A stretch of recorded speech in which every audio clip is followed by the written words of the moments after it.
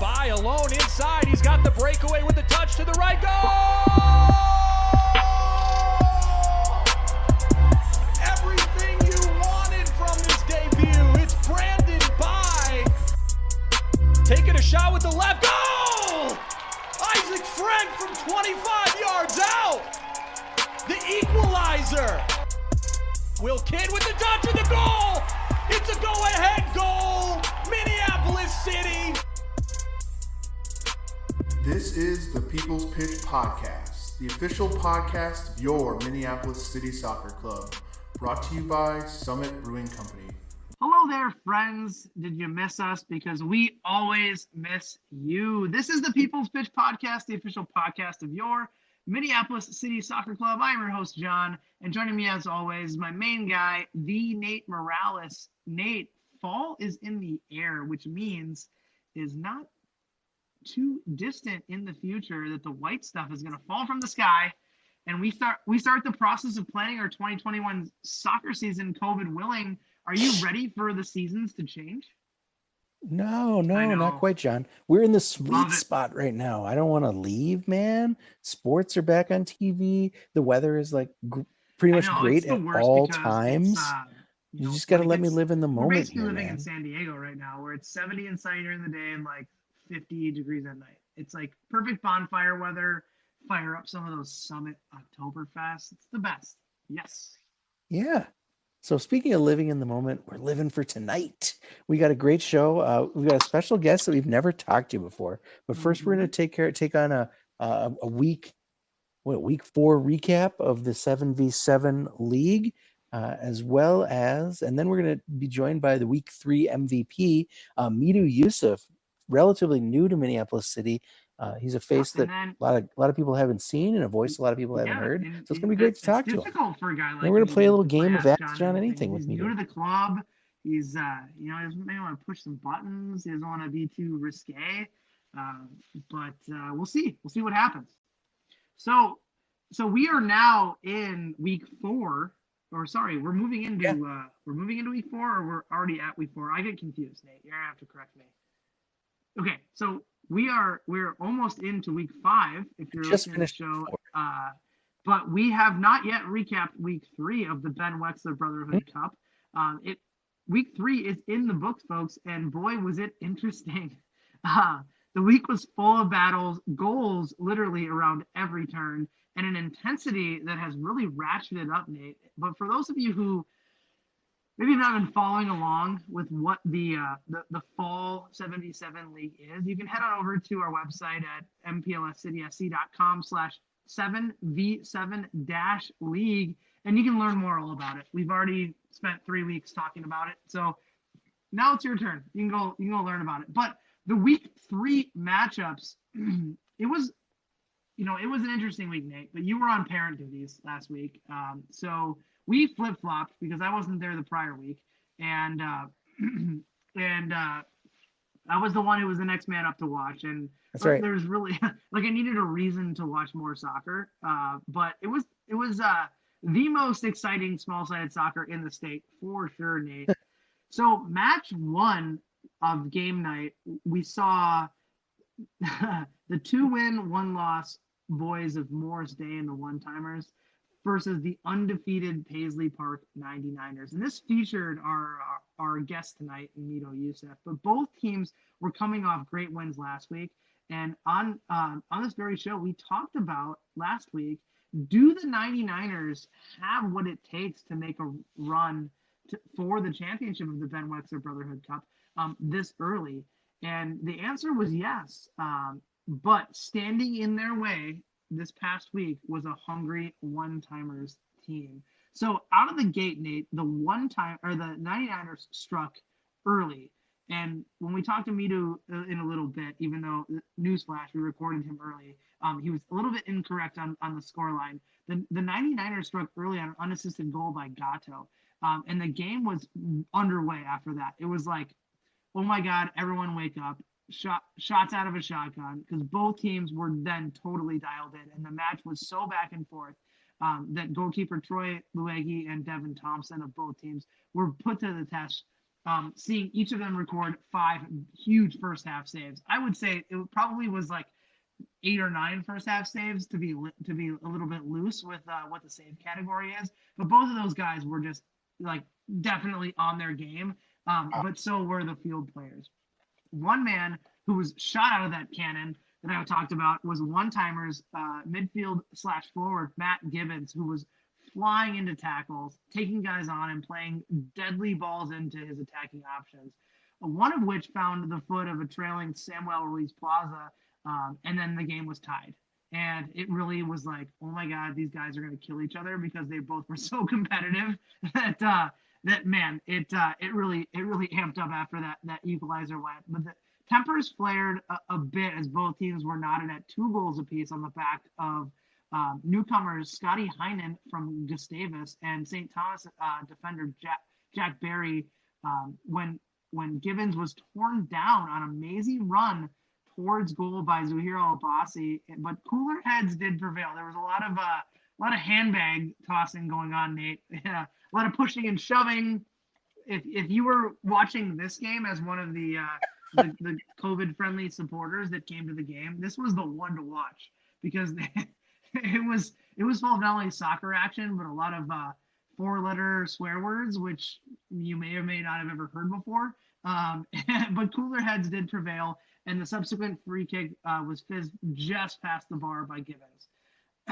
Then we went into halftime, so we were 2-2 at half. As the second half began, both teams kind of organized themselves well and were off.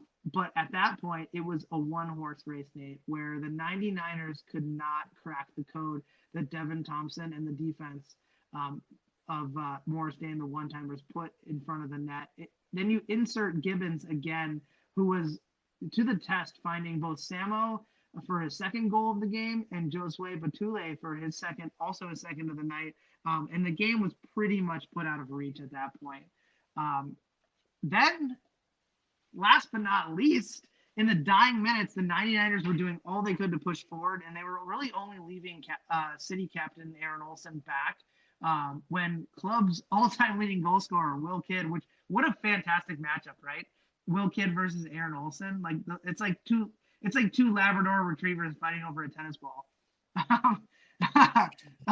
But Will Kidd got a step on AO, and both of them were just sent into a flying heap of just human rolling to the floor. Some pushing and shoving followed that, which finally led to the game-defying free kick, and down goes the only undefeated team and a new leader atop the table in Morris Day and the one-timers Day. You missed the best game of the past 3 weeks. Wow. So sure. Are you saying that the oh my gosh. So no, that was just how it ended. The game was decided off of a free kick, is what you're saying. Free kick of 2 city titans clashing with each other. Oh. The game was pretty much over at halftime, where the one-timers ended up scoring three goals in the second half. And the 99ers, we both watched that team. They're a really good squad. Yeah. You have Gatto, you have a couple of other really silky smooth players on that team, and a really stout defense. And then Devin Thompson, who's new to the club, playing really fantastic in goal. They just took over the one-timers just took over, and their attack of Gibbons and Josue, and then Samo kind of trailing in, it just couldn't be stopped. So they just kind of threw everything they had at it in the second half, and they couldn't find the net, basically. Well, that's surprising, given their I guess the one-timers, or I'm sorry, the 99ers performance the week before, where they kind of let Tackled by Turtles back into the game. It was nice to see that they could put a game away in the second half, and they came away with an upset victory. Wow. I guess what you could consider an upset victory. So that's amazing. What happened in the second game, John? Yeah, totally different story. If you were privileged enough different story to be at the game that I just described, you definitely won the COVID fan lottery, because the other one was a little bit more one-sided. Match 2 began with a shorthanded trample by Turtles without its captain Miles Darville versus the ever-dangerous Bob Dillionaires. The Bob Dillionaires were down 3 players and pulled a short-term loan deal with the 99ers to acquire Tyler Oliver. So the Oliver brothers playing together, and boy, did that pay off for them. And I mean, they are glad they did that. He and his brother Justin, short off their collective 25th birthday the day before, shared a single soccer brain and ended up scoring and assisting collectively on 7 goals to the 1 that the Trampled by Turtles put on the board. Yes, folks, that happened. Justin scored 7 goals and Tyler assisted on 7 goals. Right. It was such a hive mind. Like only the 2 of them were living. That's amazing. Like it was like I kind of like, because for those of you who don't know, the coaching staff and myself included, we each are assigned to a game and a team, and then we keep the stats for each team. Well, I started hearing a lot of yelling and screaming on the other field, and the yelling and screaming was a little bit different than the 2 teams fighting in the game I was watching, but it was more of the Trampled by Turtles, or Tackled by Turtles, excuse me, fighting with each other about how the fact they could not contain the Oliver brothers. They were just buzzing all over the field. So outside of that performance, Tackled by Turtles was also on a few loan pickups of their own via the transfer market, with some players that were new to the club that came in, but things just did not click for them. Seeing only a few bright spots from Steve Smith and Cole Schwartz on the back of an Esteban Badillo lone goal from a Schwartz assist. I mean, they could not figure it out. They couldn't do anything. And then of course it didn't make matters any better that City #1 for the last 5 years, Matt Elder, was in net just getting scorched by the Oliver twins. You can probably imagine he was not pleased at that. So I don't even need to go into the rest of the game any further than the Olivers owned the day, and it looked like the Turtles, now 0-4 in the table, were just scratching at anything they could to find their way back into their winning ways. It was pretty embarrassing at some points, Nate, but that's soccer. Sometimes it's a bitch for you. But yeah, sometimes it's a bitch, and then sometimes it's a bitch because both the Olivers just screw you. Holy. You can just ask Duluth about that. Anyways, the Golden Boot race was stood on its head with Justin's performance, but overall the standings are Justin Oliver with 12 goals, Cole Schwartz with 9, and then Will Kidd, and then our next guest here, Medo Youseff, at 5 apiece. And then we haven't really talked goalkeeper stats, Nate, but we talk about, we've had a lot of goalkeepers kind of come in and out because of college things, and Chairman Dan Hudeman has been involved in goalkeeping. Mitch Wolf, newcomer who talked about for the Dillionaires, has come in 2 weeks and recorded 35 saves with only 10 goals against, followed by Troy Lewegi of the 99ers with 34 saves in 4 games with 15 goals against. The one-timers goalkeeper Devin Thompson, who we mentioned briefly, 21 saves with only 17 goals against, and Dan Hudeman at just above the Mendoza line with 16 saves and 15 goals against. And then Quentin Kiernett with 14 saves, 4 goals against, and then Matt Elder, who, as a result, what's that? Unlucky this week. Yeah, just unlucky games, for him this week to saves, get peppered in his return. Yeah, Wolf is right. My overall thoughts, after week 3, is the guys really kicked into gear and are starting to really find their legs as teams individually, outside of the awful performance by Tackled by Turtles. But also the combination play is really starting to come together. We talked about a little bit last week's show with Coach Van Venskoten about how the first couple weeks were just like the most high-level pickup soccer that you could find in the city. But now it's really turning into where the second and third runs are starting to be made. Guys are being more dynamic. On the backs of some of the goalkeeping is starting to show to keep teams in it. But it's starting to manifest itself. The league that is, manifests itself into more than just pickup soccer. The players who are really good in small spaces, Nate, they can kind of create for themselves, are really starting to shine. So when you look at a guy like Justin Oliver, who is not going to put a defensive shift in, Medo, who we're going to have on in a little bit, also very good in the tight small spaces. They're starting to do a lot more in the small shortened field, and the league itself is turning heavily towards attacking, and the defenses are really need to start stepping it up, or we're going to start seeing goals galore, which is very important, Nate, for those playing fantasy pick'em. I noticed that last week, John, when I was there, that like it really, in no way is this a defensive league, or really does any true defender Right. really struggles to find a role in this league, because at all times it's almost like a game of futsal out there, where at all times the field is rotating, right? You're moving, if for instance Aaron Olson and Zahir Alabasi, who are on defense, find themselves making a run and attacking, well, someone's going to have to drop back, and then you never know where everyone's going to get caught out of position constantly, so you have to just kind of rotate and play the position that you're standing in. And I think that's beneficial to a faster attacking player, absolutely, and a little more difficult when so you're someone like hats off Miles to those Noel guys for or even Kevin being in the Hush. conversation as defenders, because it's not been great. Oh, well, it really is no surprise after this week that the MVP of Week 4 is going to be handed out as co-MVPs. The brothers Oliver, for their combined 7-goal output, 7 goals from one, 7 assists from the other. Zaymot and Tomax of G.I. Joe. But again, what does what does Justin have to do to get this award for himself? Like, get his. Of course, he scores 7 poor goals, guy. all Like, set up by his brother. he's Why been not the give bridesmaid, the never the MVP to bride. I both of mentioned them? it last week, and then all of a sudden his brother pipes up and is like, "I'm going to set you up for seven goals, and I'm going to take part of the MVP away from you."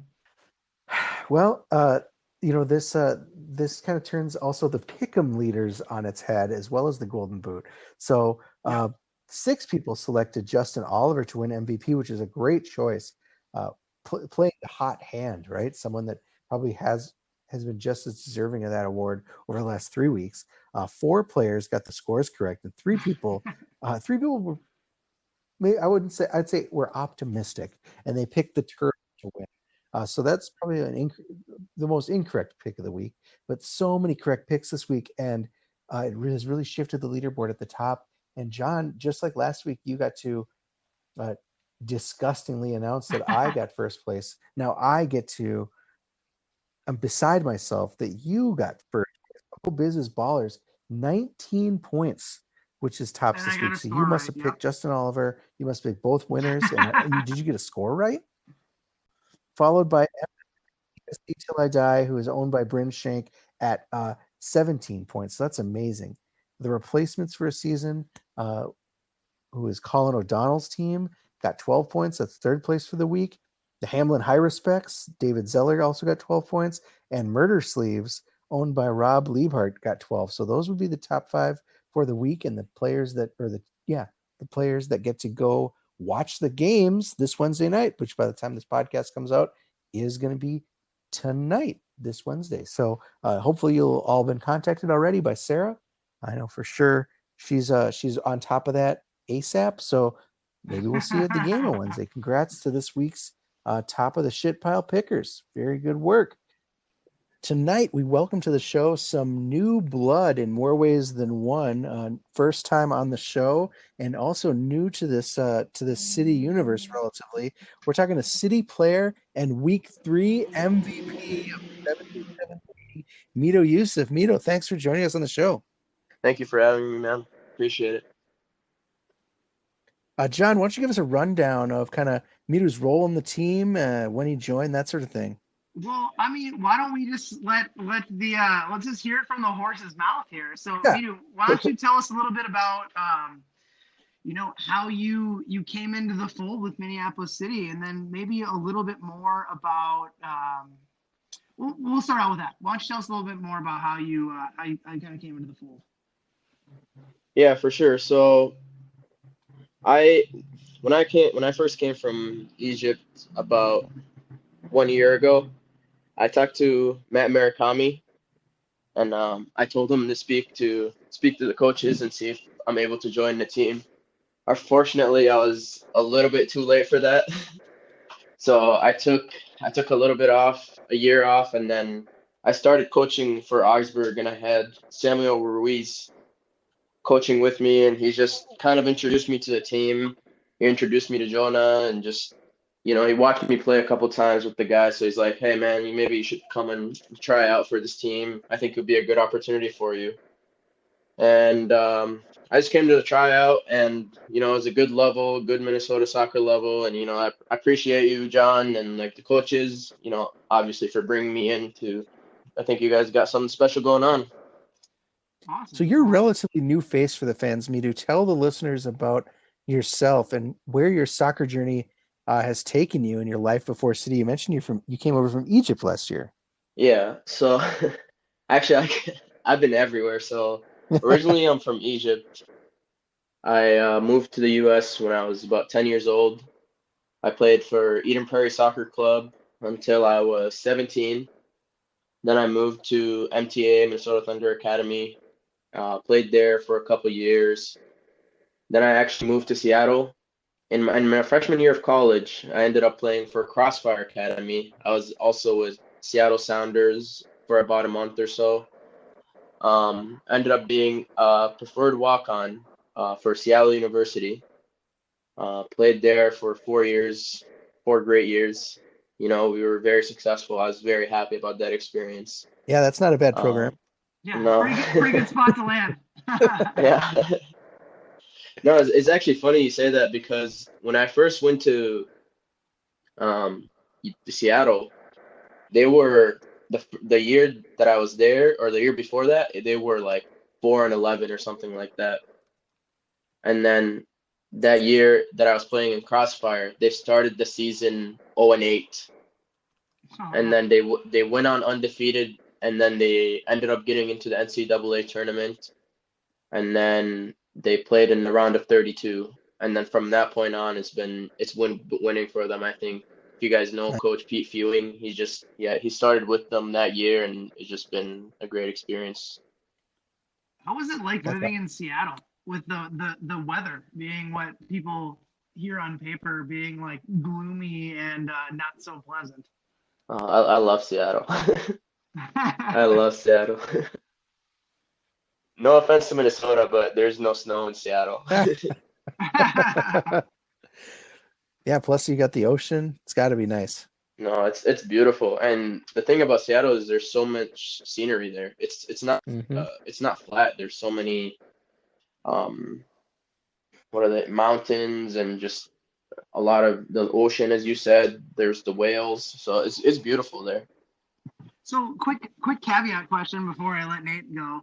Um, so you came. So was the move to the United States like a mom or dad job situation, or what brought your family to the States and then ultimately Minnesota? So my mom's family actually lived in Minnesota for like Okay. 10 or 12 years before that. We were applying for visas for like since I was born. So it just took that much time to get the visa, and when I finally got it when I was 11 years old, we just thought that it would be a better opportunity, to come to the U.S. It has been a blessing. And like I said, like I went to Egypt last year where I played professional soccer there for a year, and just, looking at the different cultures and how everything goes, it just like it kind of shows you like nothing against Egypt, but it just shows you how much of a blessing we are to be living in this country. Mm-hmm. Hmm. Yep, absolutely. Me too. So thanks to some like stringent rules and a little dash of disregard for personal safety, it seems like organized sports are kind of back to almost normal, right? And it, all Yeah. we're missing really is competitive games on some levels. So what were you up to earlier in the summer, and how good does it feel getting back to some full speed touches? Oh, it feels amazing. It feels Like were amazing. you I mean, you were pretty much prepped and ready to go with with City ready to play this summer, and then of course that all got shut down. How did you stay? What did you do to stay active?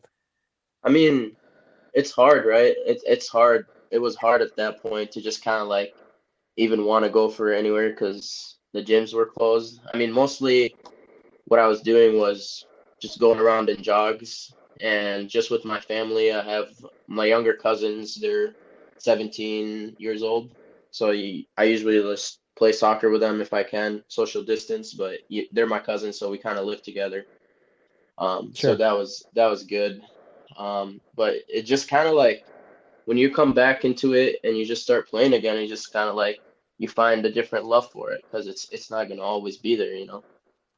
Mm-hmm. So like, I was Yeah, I just suppose that makes yeah, I was that's very poignant, man, to yeah. say like when you don't have the ability to play soccer, you remember like when you start playing again, you remember like how to hold on to it and how important it can be. Well, I mean, Yeah. it's hard to like get in soccer shape. Like people think like, oh yeah, you may ride a bike or do some like body weight exercises or like fuck around with a ball a little bit, but like to be actually in soccer shape takes like 2 to 4 weeks to real like of intensive training to really get there. Yeah, no, no, for sure. And like just even with running, like running long distances is completely different than playing soccer. Hmm. Yeah. The way you So I sprint. So I think we all would have hoped that we, at this point, would be almost into the playoff. Actually, we would be into the national championship rounds of the NPSL. So we hoped that would have happened, and we hoped that we would have been able to watch competitive 11v11 games. But City has made what some may call lemons out of lemonade, or lemonade out of lemons, and went with the 7v7 model for the fall. What's your impression so far of kind of the model that we've put out there for not only a guy like yourself who, I found out before we started the show, you're an engineer and you have a day job, but you're keeping soccer in your life, but also the college players. Yeah, no, I think it was a great idea, whoever came up with it. You know, like a lot of the guys are competitive and it's not like you're just going to kick the ball around. Like what people are there to win. And when you win, you know that you're not gonna let them live it down. So no, I think it's great. And I was just talking to the players and I'm like it's just great because you just come and you're just like it's bad, but it's good at the same time. Like this is my time to take all my testosterone out. So I don't, all my anger, all my competitiveness, it just comes out in 7v7s and at City. Well, it's interesting. I have a follow up to that. You're one of like the nicest guys that I've met in soccer. But Appreciate it. some people may say that you're a bastard when you get on the field, and that's a good thing. Like that. Um, we've talked about it at length that we have a no assholes policy in Minneapolis City, but I would say that you're more fall into that like competitive bastard side when you get on the field. Is that just like your general competitive nature? Or is that a mindset of you just using that to get the best of your opponent, to get that competitive advantage that you can exploit? I feel like it's a mix of both, but I mean, it's different when I'm playing 7v7s at City versus playing like with City versus a different team. Mm, Because I mean, for me, like I always been competitive, so like that's something that I want to win, and like when I don't win, I get mad. But in general, like for me, like if you kind of heard my experiences, like of how I was playing soccer, you could tell like I went from some places to other places. So for me, when I hear like doubting people doubting me or things like that, then it just makes me that much better. So whenever I get some on the field, fuel. yeah, and it's just like it's that competitive nature. It's like I don't care what happens. I just want to win. Like I don't care if I have to sprint five times across the field in a matter of 30 seconds. Like I just want to win. I don't care. And it's just like and when you say like, are you just trying to get underneath the skin of your opponent. I don't think that's like for 7v7 at City. I don't think like I worry about that too much. I just want to make Mhm. sure everybody knows that I'm not there to lose. Well, that's a really interesting point that you make, because like you've had some travels in your soccer journey, and they weren't maybe necessarily like the straightest path, right? And Yeah. when you get into those environments, you kind of have to be you gotta have to be a bastard to not only stand out, but to fight off the competition. And you may go from point A and have to do that to get your place in a squad, and then you go to the next point B level and you have to do that again. So I totally get it, man. But it's just funny because we have a few bastards in the program, Yeah. and you guys should make T-shirts or something because you've joined the bastard club. No, I love it. I love the competitiveness and just just the atmosphere of being at City. It's just great. Maybe one of the interesting things about 7v7 as I'm trying to follow it week in and week out is that players are kind of drifting in, drifting out. Some are going to school, some are being brought in to fill holes. What's it been like adapting to different players every week, both playing with them and knowing that, if you play the same team twice, you might not play the same players anyway. Yeah, I mean, in terms of my team, I think everybody's been showing up consistently. Actually, we had players going to different teams. We had Yeah, you players guys on our you team. guys loaned somebody out. Yeah. Yeah, your team is the one where you've really benefited from that Yeah. from that And I consistent think core that like maybe other teams depending have not. on like whoever's on the same team, I think my mindset is just always been kind of the same, just like we're just here to win. And like I whatever team I have, like that's the team I'm gonna believe in and like that's the team I want to go all the way with. So I don't want to add anybody to my team. I don't want to take away anybody from my team. I just want it to be this core group and we win it all.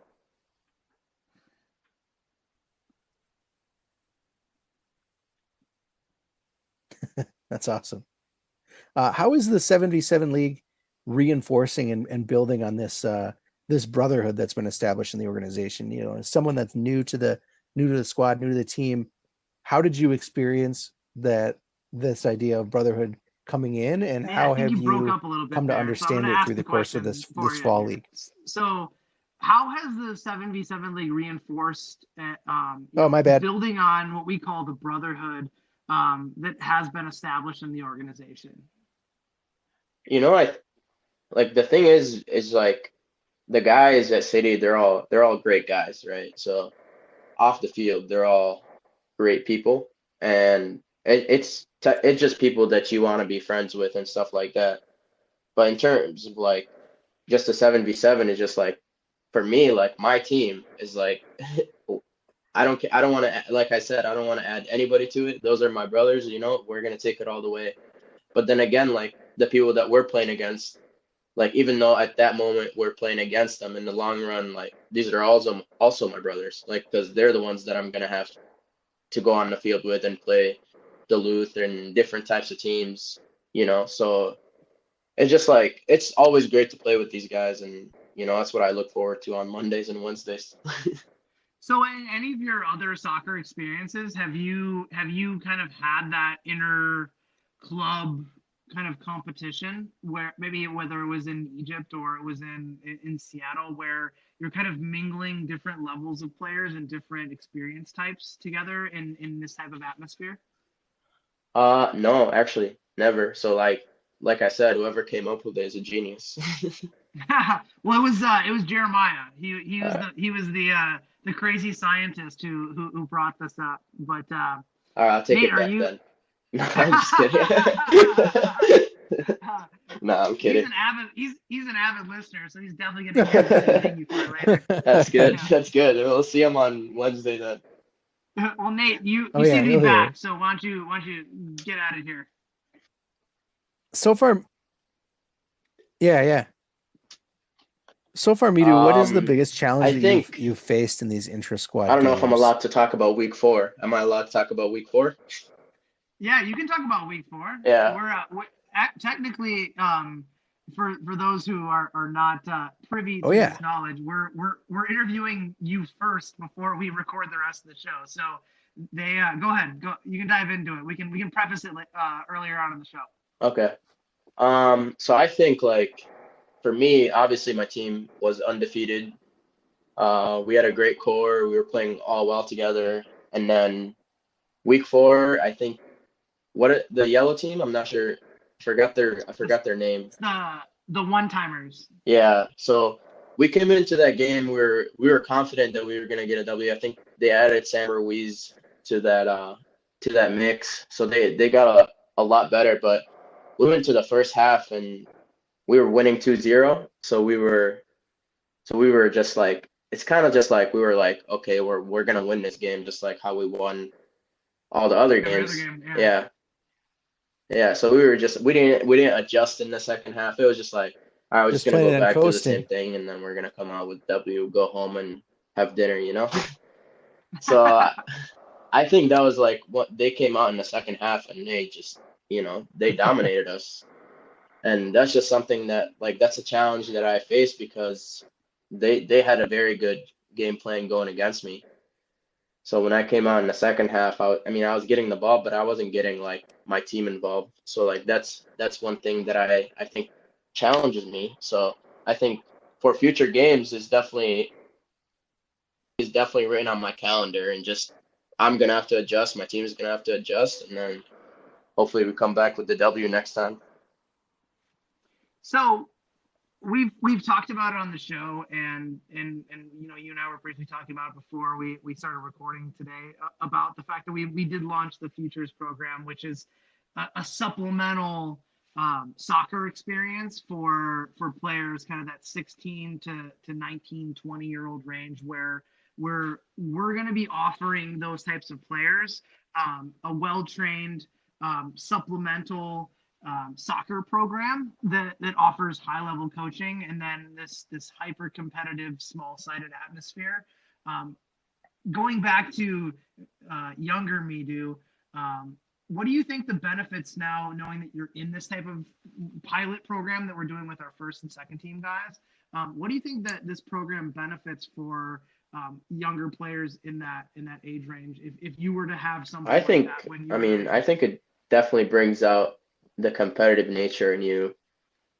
It gets you used to playing against different types of guys each week. I mean, you're looking, I mean, younger Medo was a long time ago, so I'll just use Eli as Eli as an example. Eli Lloyd, he's one of the players that's on my team, and just looking at him from the first day he came into City versus right now is just he's a completely different level, you know. So he's one of those players that like, I'm kind of proud of him and just looking how he improved just being in the City program. And that's interesting that you mentioned Eli Lloyd because he actually came to us from an MLS academy with Minnesota United. So it's interesting that you say that from when we got him, when he was being trained within that environment, that now after 4 weeks, like literally, actually 6 weeks. What do we do? We trained 2 weeks before we started the league. So 6 weeks ago, he's now a different player. Like, what would you say is different about him? I mean, the guy is just he's confident now and he's playing against guys that are 23, 24, 25 years old. So he understood how to use his body and then I mean when he gets to that next level, which he should, whether it's college or MLS or whatever, I think he's gonna already have that experience in his back pocket. It's just like just not like the soccer aspect, but more like the physicality of how to deal with like someone like me or someone like Jonah who's, been through college and have their quote unquote man body. So he's definitely improved in that aspect. Yeah, and I think that's partly why we developed the city futures model is because you can play club soccer against people your same age and you can dominate them, but ever since the beginning of Minneapolis City, we've always had that 17, 18, 19-year old who's been part of the squad who has who has benefited greatly from playing against men who are bigger, faster, stronger. And like Ian Smith was our original futures player back when we first started, and now you look at Ian now, and he's a proper soccer player. And without that foundation, he might not have started every game as a freshman at Green Bay, and he might not be where he is today trying to play at a higher level. So I think that was a really good point that you made about Eli Lloyd. Yeah, and I mean, it's nothing against like Minnesota United or anything, but I mean, probably like our team, we're probably going to be way more focused on Eli than they would, Right. because we understand what he could be, and I don't know if like a top-notch MLS team would really like take the time to just like kind of make him a better player. Yeah, absolutely.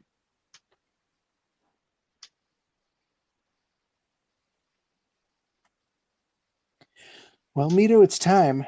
We've had a lot of games on this show over 4 years, but the newest game is one that we like to call Ask John Anything. And we're going to play this game. So the way it works is you ask John 2 questions about anything, and it could be soccer related, could be something like which one of his kids does he love more, anything you can think of, right? If John answers both questions, the game is over. He did it. However, if he pleads the fifth on either of your questions, he has to answer the next one truthfully. So, like we always say to people, the trick is to get him with a question that you think he would never in a million years answer, and then see if get him with an even worse question. I think this is an easy one for if me he right doesn't here. Answer it. We're gonna go with a yes or no question. Okay. No, but and maybe. All right. Here we go. Okay. Are you starting Medo on your 11 team? I like how you spun it as a no, but, or maybe. Yeah. I mean, obviously, the situation would dictate it, but yes, yeah. There you go. My follow-up to that is there always could be situational needs that might require us to go a different direction, but I'm also not the coach, so yes, sure. I was hoping you wouldn't answer that. As Nate can attest, I have never turned down a question, and we've been doing this for what, like 4 months, 5 months? Yeah, yep. We've been doing it for a few months, yeah, and it's you're like what someone asked me like who the worst ever player in Minneapolis City was, and I answered that question, and I guarantee you that person is no longer friending me on social media. However, that was a good question. Should have stole that. All right, number 2. That's just hard. I gotta think about this one right now. I'll give you a little bit to think about it. I mean, we can spin the other question. We can say, who's the worst player you've ever played with? That I've ever played with? Yeah. It's not U11s. I mean, but like not on like not on. I think it's the same person, to be honest with you. So if you have a backup question, it might be better for the listeners because it's the same guy. And I mean, okay. Do you have another backup question, or should I answer it? Who's the player that pissed you off the most? As a coach? Let's say as a coach, yeah. Or what made him piss you off? Okay, so man, this is gonna be a tricky question to answer, but I will answer it. So I would say that one of the players that I as a coach, and I'll just do it in a Minneapolis City atmosphere for context here. One of the players that I have not necessarily been pissed off, but been frustrated with at times was not because they were not good at soccer, but it was the situational pieces where their talent was so far superior than everyone else on the field at times that it just didn't work within the system. And I would say that was Martin Brown Jr. And Marty is like one of the nicest guys I've ever met. One of the probably the best soccer player I've ever coached. But in certain situational aspects of where games dictated, his superior strengths just weren't needed at that time, and simple things that he could also do were not necessarily executed at that time. And it's hard for me to say that because he's such a fucking awesome soccer player. But there were. I'll go back to the our first Open Cup game as a club when I was coaching the team, and he set up both of our goals. But we probably should have won the game by 5 or 6.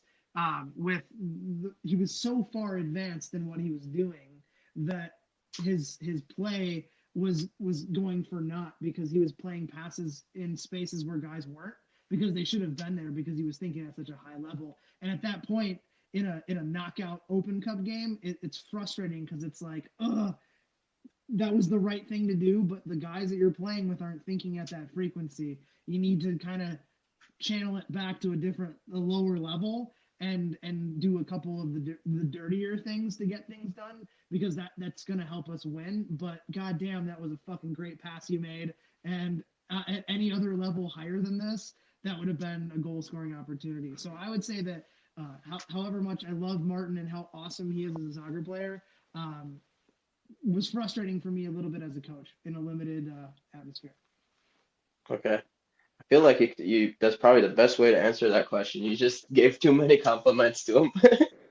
I mean, but you know what I mean? It's like it can be frustrating as a coach when you have a superior player and everyone else on the field, not dissing them at all, aren't thinking you're playing at that level. I'm sure you've played with players before where they were thinking at a different level, or you were that player thinking at a different level, and it can be frustrating because it's like, that pass goes here because you should be here, or why did that pass go out of bounds? It's because the other guys weren't leveling up to get there. You know what I mean? Mm-hmm.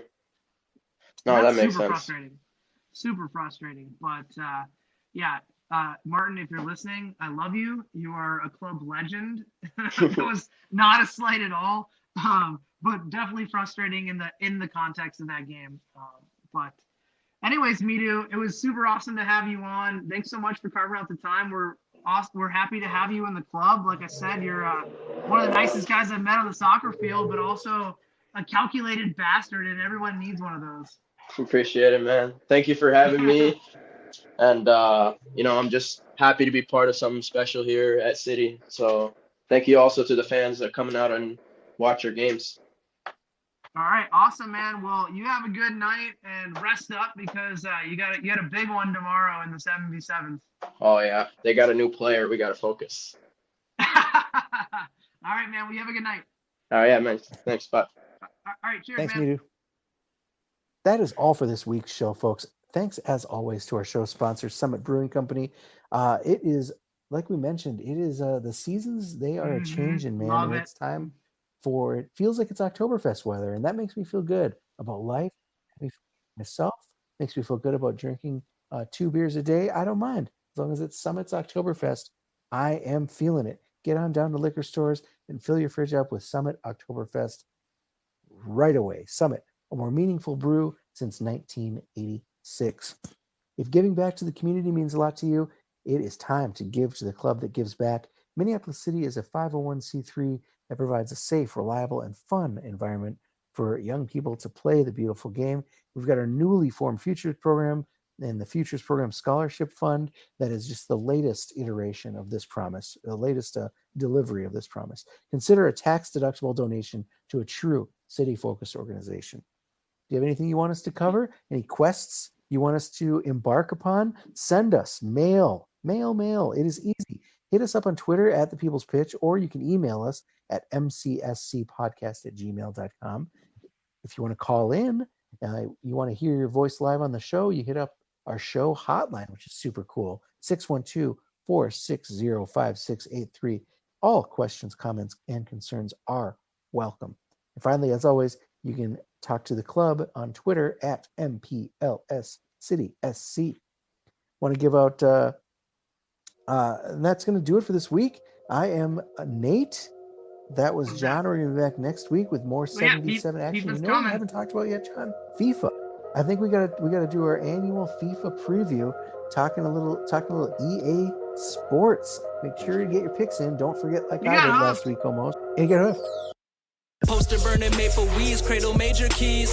Thinking back, I've been major since the minor league. So supreme, too much sauce off my olive NMDs. I could staple steez, bend the goat so I get the cheese. Never fall, rake them leaves and make sure every moment gets seized and everything I see.